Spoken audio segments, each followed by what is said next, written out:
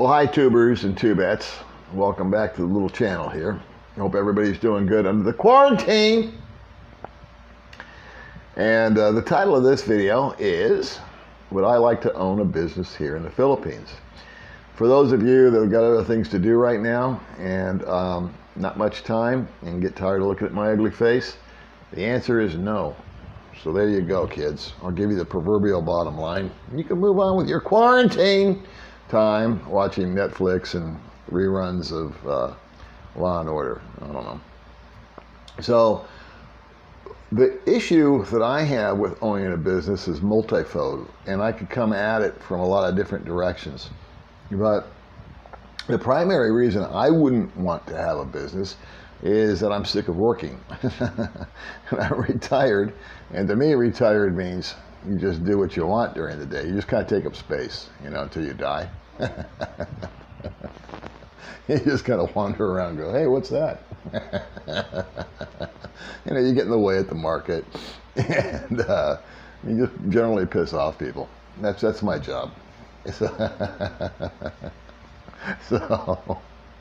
anyway, I got tired. I worked for 40 some odd years, and I got tired of showing up and having to be somewhere at 10 o'clock or 8 o'clock and, keys and lock up and close down and do this and do that and wah, wah, wah, wah, wah. The only viable source of alternative income that I can think of out here that I would even consider to do, and I would consider to do it just to fill up time or to maybe save up some additional cash because I wanted to take a special trip somewhere. Maybe I wanted to go to Japan, or I wanted to go someplace that was a little pricey and I needed $2,000 or $3,000. Well, maybe I would work online as an English teacher. That can be done. I'm not going to get rich as a YouTube guy.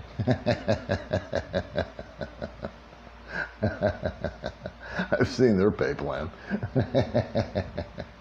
But I digress.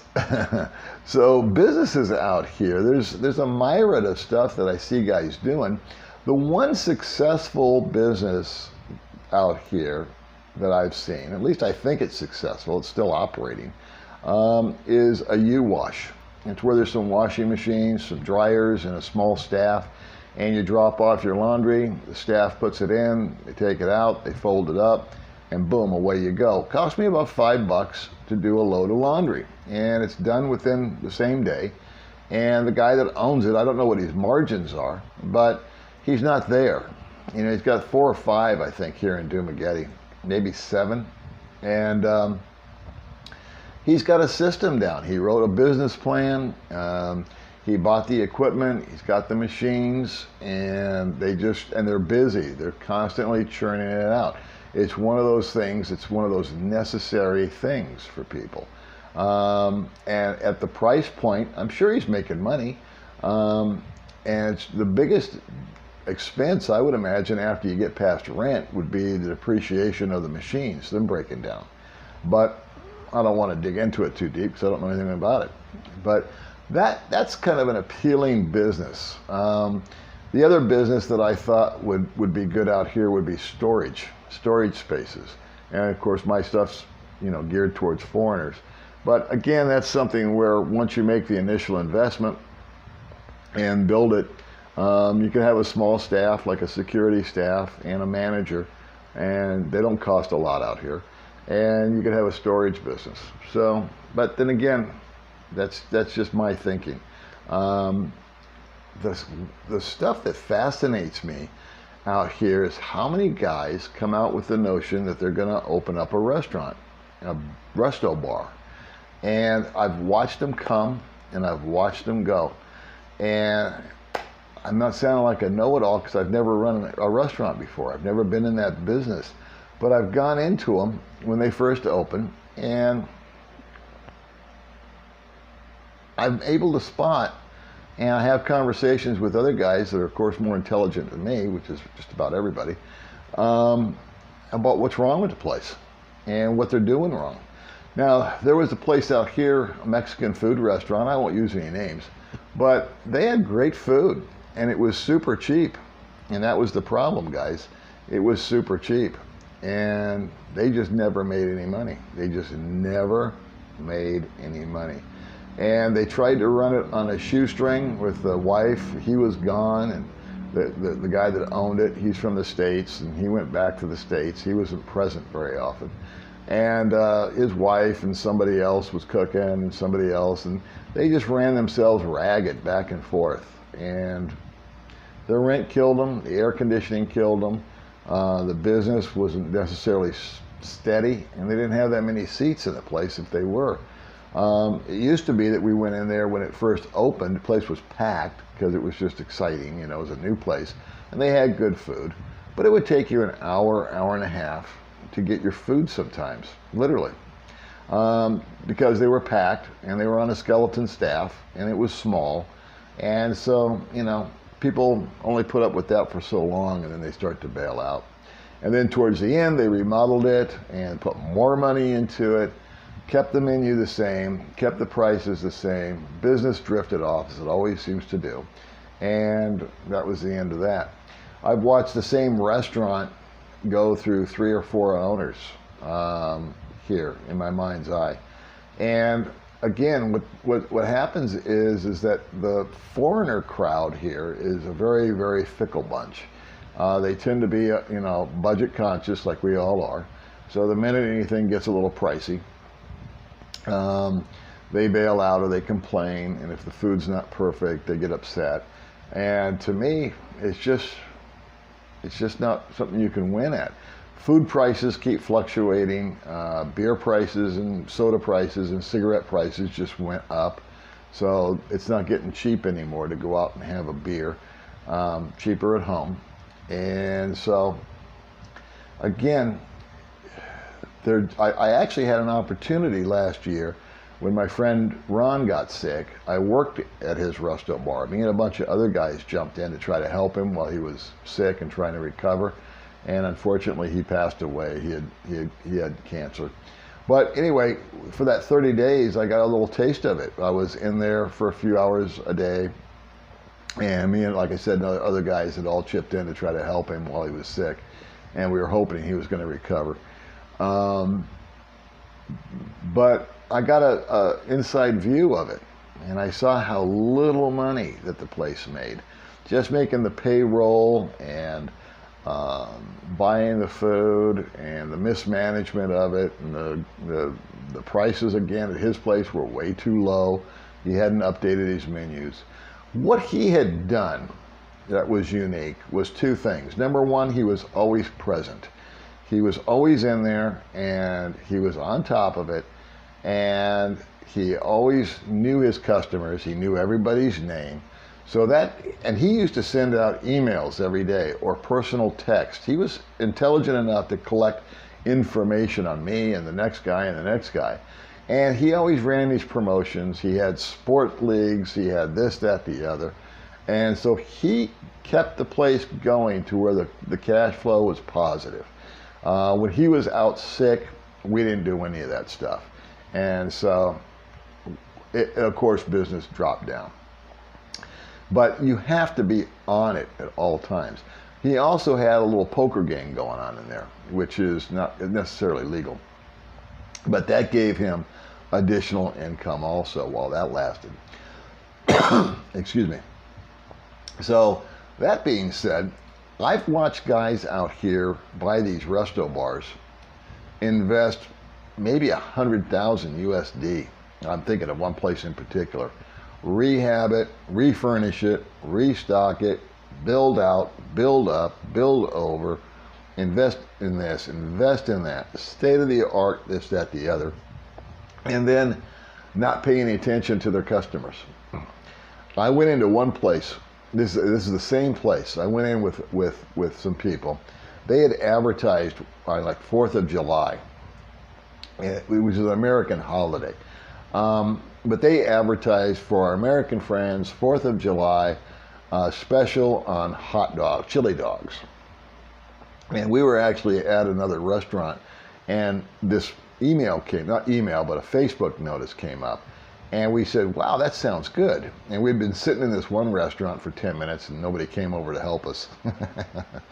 So we said, let's go over there. The hell with these people. We got on our gay looking little scooters, We all whizzed down to that establishment. The four of us sat down and we told the owner, we want to have the hot dog special, four of them. It was me and three other people.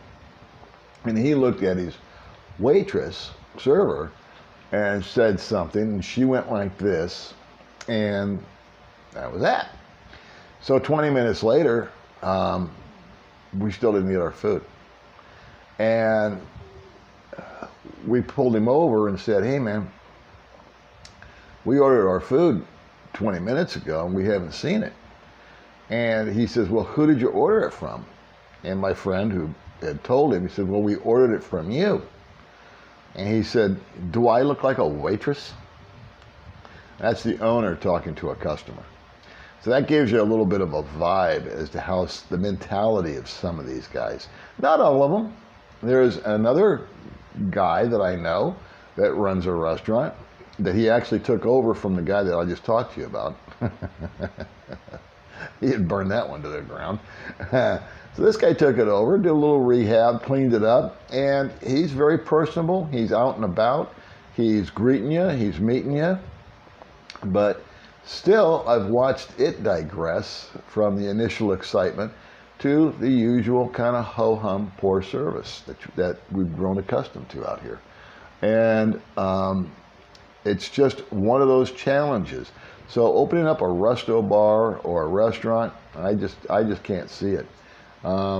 Most of these guys that I see that open them up, they just treat it like it's a clubhouse, like they're buying themselves a job and something to do and a statement to make and something to say, yeah, I own this place, I'm the owner. And meanwhile, back at the ranch, they're just bleeding money. And so the challenges are in that form of operation is your staff. They don't pay their staff very much. And the staff, you get what you pay for. These are normally women that are going to be your servers or your bartenders, and they're on their phones, and they're not looking for you. They're not really there. They're not really present. And that's just everywhere I go. In comparison, when I went to Vietnam a while back, it was a total opposite. These people were like waiting for you and waiting to pounce on you. And your food was right there on time and bam, bam, bam, bam. It reminded me of a great restaurant in America. It was really, really on track. Where here, everything's just kind of Filipino time. Come see, come saw. I've put in orders and they've forgotten the order, or they didn't put it in. They forgot on the way from me to the cook. There is a restaurant here in Valencia. Again, I won't put a name to it. It's May's favorite place to go because of the food. They've got Thai food up there, along with other cuisine, nice little desserts, great smoothies. So in other words, they've got the food part down. If you go inside, it's well decorated, it's well lit, it's air conditioned, it's got nice gentle music on, and the owner is always there. But the problem with the owner is he's constantly hunched over his computer doing I don't know what. And customers are walking in. I've been in the place probably 40 times, and the man's never looked up and said, hi, thanks for coming in, or welcome, or how are you? Not once. He's just not paying attention to what's going on with these customers. And now I heard him the other day talking to someone because he was buying produce at the same place I was buying it. And I heard him talking. He says, man, I don't know. I gotta market this place. I said, no one's coming back. You know, no one's coming back in. And I do all these great things, but no one's, and I wanted to tell him, you know, maybe you could make people feel welcome instead of, you know, playing games or whatever it is that you're doing. You're there. I was standing at the counter there while he was on the computer to my right, and they couldn't make change for whatever I had given them. We had spent 250 pesos, and I was giving them 500. And for some reason, they couldn't change that. And he could hear it. And I know he could hear it. And I've had that happen before at other establishments. And I'm thinking of a couple places where they've heard it and they've walked over and they just reached into their pocket and made change. You go, here you go, man. You know, they took care of it. They handled it. They got rid of me. They kept me from being mad. And this guy just sat there like a bump on a log. And he's got this beautiful establishment. He obviously knows how to make food. He obviously knows how to create an ambiance. He's had restaurants before. I've heard a little bit of his backstory. He just doesn't have a personality. And you've got to have that little something extra if you're gonna run something out here, especially towards foreigners. That is right full circle back to me not wanting to show up. I honestly believe there's almost no business out here, be it a bed and breakfast, a little hotel, a restaurant, a copy center, anything that you could just set in motion, and unless you've got the most rock star business plan and manual for your employees, and you can find employees that are present and ready to rock and roll every day and motivated, it's just not going to work. The one thing I'll leave you with is what I found to be, I thought would be a cure, was commission. Nobody out here is on commission. No staff that I can figure out. I mean, I haven't bought a car or any of that kind of stuff, so I imagine those people get a commission. Real estate and all that, yeah, they get a commission. And they're self-motivated. I see that. But I'm talking about staff in a restaurant or at a mechanic shop or at a photocopy shop or at the knick-knack shop. They just pretty much just sort of stand around and, you know, just make sure that they greet you and they say hello, and then if you ask them a question, they don't know and they don't have the answer, and they'll just try to get rid of you. That's just kind of how it rolls out here. But I thought, you know, if I had a little beer joint and I served beer and spirits, and I would have maybe finger foods or something like that, keep it as simple as possible. But if I had females working for me, and the first guy got his beer or whatever his beverage is, the second one would have a commission attached to it, the second beer. So let's just say we're selling beers for 60 pesos and I'm buying them for 30 pesos. I don't know what the numbers are, but we'll just say that. And so that first beer, I'm making 30 pesos. Well, the guy might be thinking about leaving after he's pulled down one because for whatever reason he just came in for a quick pop. But if I've got someone that's aggressive and friendly and just puts another beer in front of him and says, hey, there you go, Bob, and, you know, changes out the sleeve and says, how you doing, everything all right, and she makes 5 pesos off of that. Well, now, I've just picked up in my mind, and I didn't lose 5 pesos, I made 25 because he was going to leave. And that's true about the third, the fourth, the fifth, the sixth beer. The girl is going to make more money, which doesn't eliminate me paying her what I'm going to pay her. I'll still be competitive, but I'm going to have employees that are walking away with a little cash in their pocket every day. And I think that in of itself is a big motivator. And the fact that when they do push that second beer, they're getting paid, they're going to push it. Where if they're not, if they bring you a plate of food and a beer and walk away until you're finished eating it and wait for somebody else to pick it up because they don't want to deal with you anymore, or they're texting their boyfriend, no harm, no foul. So these are the things that I see out here that just make me crazy. As far as running a business, I just can't see it being viable. I would love to have a little coffee shop that I could walk away from. You know, put some, because I love coffee. So put some whiz-bang machines in there, make it the way I like it, have some cakes and all that, because desserts are super high markups, big margins in that. The coffee itself is huge margins, but if you can't get people in the chairs, it's no good. And if you have to be there all the time, it's no fun. So I don't know. I'm waiting for your questions and your comments and what you think. So the reason I wouldn't do a business is, A, I couldn't put it in my own name. as far as I know. B, the return on the investment, I just don't see it happening. There's an awful lot of risk, and I don't want to show up and I don't want to work. So if I did a business, if I did a coffee shop, I'd be making myself a clubhouse. I'd be buying myself a job.